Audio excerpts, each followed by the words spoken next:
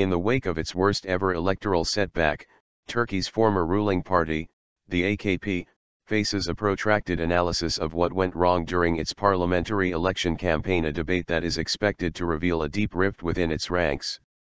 Supporters of President Recep Tayyip Erdogan are already blaming the setback on the lackluster campaign of the party's leader, Ahmet Davutoglu, while pragmatic wing of the party is expected to call for a change in direction.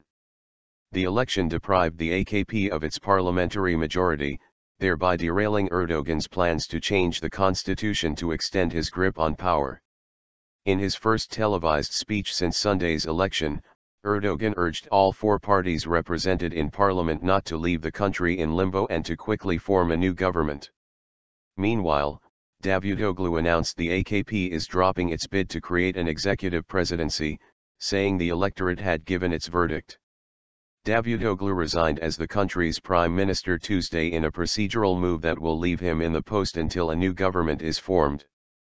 Yüksel Taskin, a political scientist at Istanbul's Marmara University, said in the wake of the election setback, Davutoglu couldn't establish his own game and had to comply with Erdogan. There was a 20% loss of votes and 20% loss of seats compared to 2011, he said. So Davutoglu cannot continue like this. He has to show that he is in command. So he has to show some signs of power and initiative. So there could be certain internal tensions within the party.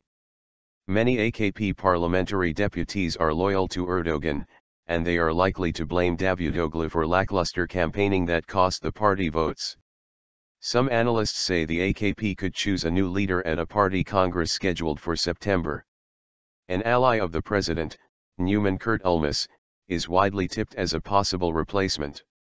Another potential key player is former President Abdullah Gül, a founding member of the AKP.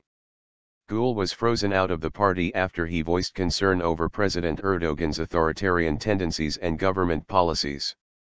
Political scientist Taskin said Gül could be a key player in a struggle for dominance inside the party. I believe from now on Abdullah Gül will be more assertive, he said. His strategy would be like this: I warned you. You left the moderate way and you created an over-ideologized discourse. So these are the outcomes.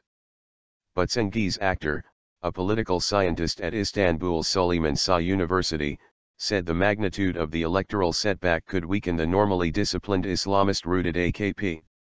In political Islam, people don't show to the public their dissension, he said. Now that they've had a slap in face, the dissension may show. And history could have important lessons for the AKP. In the 1980s, the ANAP, or Motherland Party, dominated Turkish politics under its charismatic leader, Turgut Özal, who served as both president and prime minister. However, the party lost its parliamentary majority after Özal became president, and fell into division and eventual decline. Now, the AKP is facing a critical juncture, said Sinan Ulgen, visiting scholar at Carnegie Europe in Brussels. Certainly, Turkey's political history has demonstrated time and again that when a party loses political power, and especially if it loses their initial charismatic leadership, they have a difficult time maintaining their integrity, he said.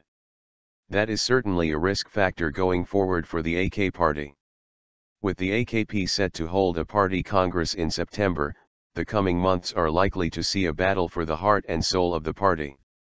The former ruling party's decade of domination of center-right politics in Turkey has blocked the formation of traditional secular right-wing parties. That could change, observers predict, if the party splits.